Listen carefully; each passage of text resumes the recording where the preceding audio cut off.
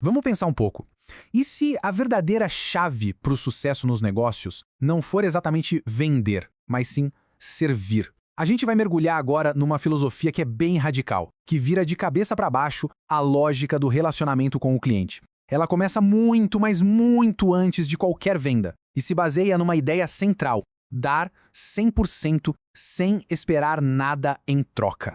Para a gente entender essa mudança, vamos comparar. O modelo tradicional de relacionamento com o cliente, o famoso CRM, geralmente só dá atenção para o contato depois que o dinheiro entrou no caixa.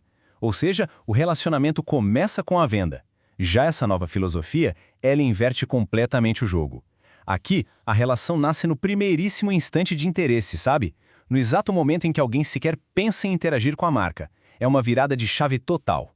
E olha só qual vai ser o nosso caminho. Primeiro, a gente vai redefinir esse ponto de partida do CRM. Depois, vamos entender como se constrói o perfil ideal do cliente, o chamado registro de ouro.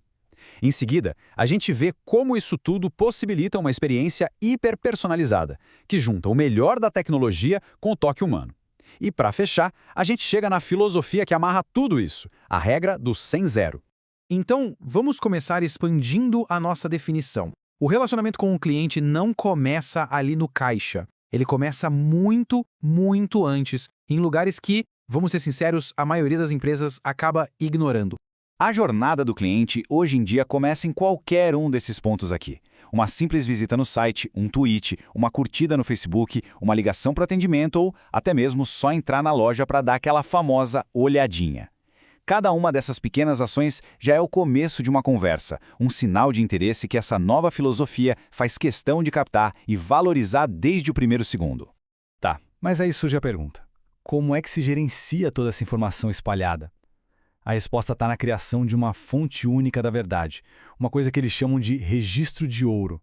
E o que é exatamente esse tal de registro de ouro? Pensa nele como se fosse o perfil definitivo da pessoa. É um arquivo vivo que está sempre sendo atualizado e que reúne absolutamente tudo, cada compra, cada clique no site, cada ligação e cada preferência pessoal, tudo num único lugar. E ele é construído em camadas, sabe? Começa com o básico, né?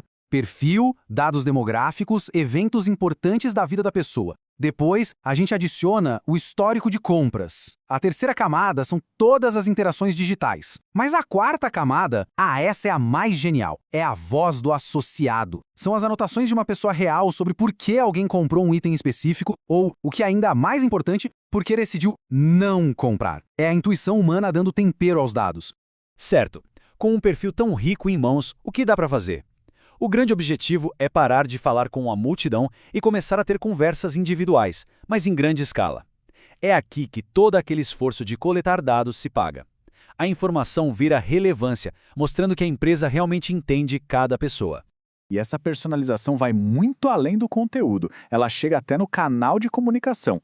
Por exemplo, os dados mostram que o professor Shainesh, ele prefere receber uma ligação. Já a Aisha, ela prefere ser contatada pelo WhatsApp.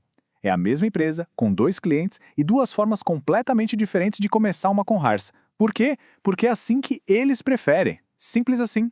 Aí a mensagem em si é totalmente adaptada. O professor Shainesh, que a gente sabe que tem interesse em design histórico, recebe uma comunicação às 8 da manhã, o horário que ele costuma ler as mensagens, com um conteúdo que fala direto com a paixão dele. Do outro lado, a Aisha, que já tinha mencionado um evento esportivo, recebe uma mensagem totalmente diferente às 10 da noite, o horário de preferência dela, com um convite exclusivo.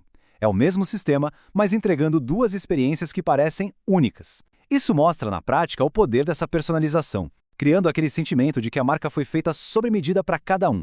Mas olha, aqui tem um ponto que é crucial. Dados e algoritmos sozinhos são frios. A verdadeira mágica acontece quando essa tecnologia de ponta se encontra com algo que não dá para substituir, o toque humano. A analogia perfeita para isso é a da lojinha de bairro, a Kiranira indiana. O dono conhecia todo mundo pelo nome, sabia do que gostavam, o que precisavam. O objetivo desse sistema moderno é exatamente esse: pegar todo esse conhecimento pessoal, intuitivo e colocar na mente de um computador para depois ser usado por uma pessoa de verdade. E isso nos leva a um modelo que eles chamam de parentalidade. Aqui, um associado de vendas específico, como a Anjali, que foi mencionada na fonte, é designado para um cliente. Essa pessoa não é só uma vendedora, ela se torna uma espécie de guardiã daquele relacionamento, construindo confiança e o entendimento profundo com o tempo. A profundidade dessa conexão é tão grande que foi descrita como uma relação de médico-paciente. Pensa um pouco nisso. É um nível de confiança onde o cliente sabe que o associado entende as suas necessidades e vai sempre agir pensando no que é melhor para ele. Agora sim a gente chegou no coração de tudo isso. O que é que move essa abordagem tão diferente? É uma filosofia que desafia a própria natureza de uma transação comercial. Normalmente a gente pensa no relacionamento como uma via de mão dupla, né? Um 50-50, onde cada lado dá um pouco e recebe um pouco. Pois é, essa filosofia diz que, no contexto do cliente, essa matemática está simplesmente errada. A verdadeira equação é 100 a 0. A empresa oferece 100% do seu esforço, do seu serviço, do seu cuidado, sem esperar absolutamente nada em troca. A regra é essa: dê tudo de si, não espere nada de volta. E aqui está a lógica por trás disso, nas palavras do próprio Sanjay Narula. A expectativa é apenas uma: servir, fazer a pessoa feliz, ajudar. A venda não é o objetivo. A venda é uma consequência natural de um serviço que foi excepcional. Quando o foco está totalmente em dar, a venda se torna quase um subproduto inevitável. E os resultados disso são impressionantes. O objetivo principal muda de vender para servir.